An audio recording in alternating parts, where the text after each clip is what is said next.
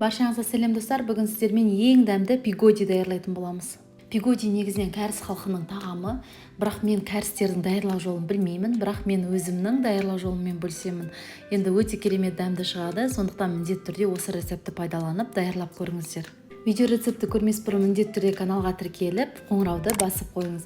Сонда сіз жаңа керемет рецептерді жібермей алмайтын боласыз. Пигоди қамыры үшін 800 грамм ұн, 500 мл жылы су, 5 грамм дрожжи және 1 шай қасық тұз қажет. Салмасы үшін 300 грамм қырыққабат, 300 грамм пияз, 400 грамм ет, 130 грамм қойдың құйрық немесе іш майы, татымына қарай тұз және 3-1 ас қасық қара бұрыш қажет. Ең алдымен аштығын тексеру үшін және қамырымыз жақсы көтерілу үшін апара даярлап аламыз. Апара үшін берілген 500 мл судан азырақ бір ыдысқа құйып аламыз. Оған дрожжиді қосып, ерігенше жақсылап араластырамыз. Осы сұйықтығымызға берілген ұннан 2-3 қасық қосып, жақсылап араластырамыз. Бізде сұйық сметана секілді масса пайда болуы тиіс. Ыдыстың бетін пищевая пленкамен немесе қақпақпен жауып, 10-15 минутқа жылы жерге қалдырамыз. Апара көтерілуі тиіс. Апара өзінің көлемін 2 есе ұлғайтты. Бұл дрожжидің сапалы екенін, жақсы көтерілетінін білдіреді. Қасықпен бір араластырып аламыз. Дайындап алған апараны еленген ұнның үстіне құямыз. 1 шай қасық тұз қосып, жылы сумен қамыр илейміз. Ұнның түріне, сортына байланысты судың мөлшері өзгеруі мүмкін. Менде апараны қосып есептегенде қамыр илегенге 500 мл жылы су қолдандым.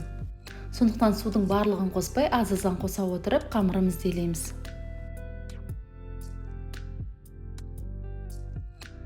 Иленген қамыр жұмсақтау болып келеді және қолға аса жабыспайды. Қамыр тез көтерілу үшін сіздерге пайдалы кеңеспен бөлісейін. Ол үшін қамыр салынған ыдыстың бетін сулы орамалмен жабамыз. Духовканы 30 градусқа дейін қыздырып, содан соң духовканы өшіріп тастаймыз. Бір ыдысқа жылы су құйып, оны қамыр иленген ыдыстың астына қоямыз. Осылайша қамырды 1,5 сағатқа духовканың ішінде қалдырамыз. Қамырдың көлемі 2,5 есеге ұлғаюы тиіс. Қырыққабатты соломка етіп кесеміз. Қатты ұзын болмас үшін соломканың ортасын бірнеше бөлікке бөлсеңіздер болады.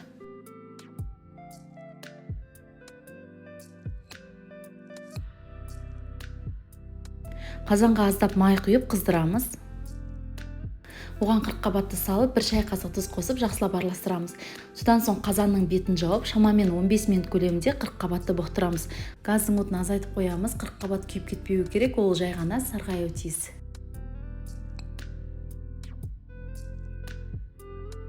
Пиязды ашып жуып, майда 4 бұрышты бөліктерге бөліп даярлап аламыз.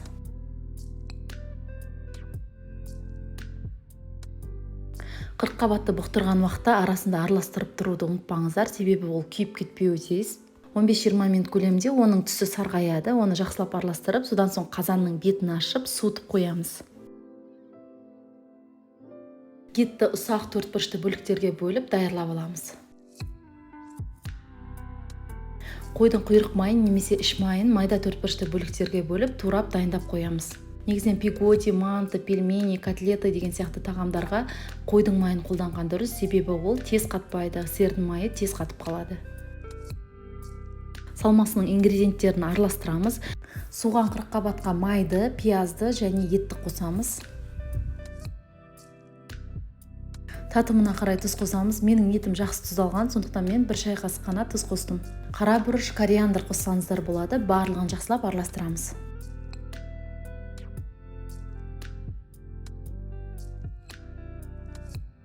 Қамыр 1,5 сағат тұрып, жақсы көтерілді, оның көлемі 2,5 есеге ұлғайды.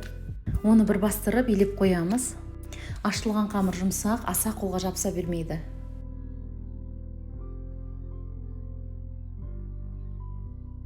Қамырды біртіндеп алып отырып дөңгелектейміз. Ол үшін видеода көрсетілгендей етіп, қолыңызбен қамырды үзіп алсаңыз болады. Үзілген қамырды ішіне қарай түйеміз. Нан жаятын орынға ешқандай ұн, ешқандай май сеппейміз, құрғақ болуы керек. Сол жерге осы дөңгелек қамырды қойып, видеода көрсетілгендей етіп, қолымызбен шар жасаймыз. Дөңгелектенген болашақ пигодиларымыздың бетін целлофанмен жауып қоямыз, өйткені ол күйіп кетпеуі тиіс. Дөңгелектенген пигоди қамырларын 5 минутқа қалдырамыз, 5 минутта олар көтерілуі тиіс. Қолымызды аздап майлап, пигоди қамырын жаямыз. Пигоди қамыры жұмсақ болғандықтан өте тез жайылады. Негізінен пигоди ашытылған қамырдан жасалғандықтан өте тойымды келеді.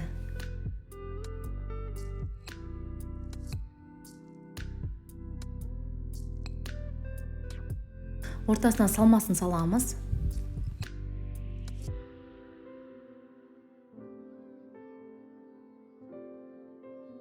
Пигодидің айналасының барлығын видеода көрсетілгендей етіп бүгіп түйіп шығамыз.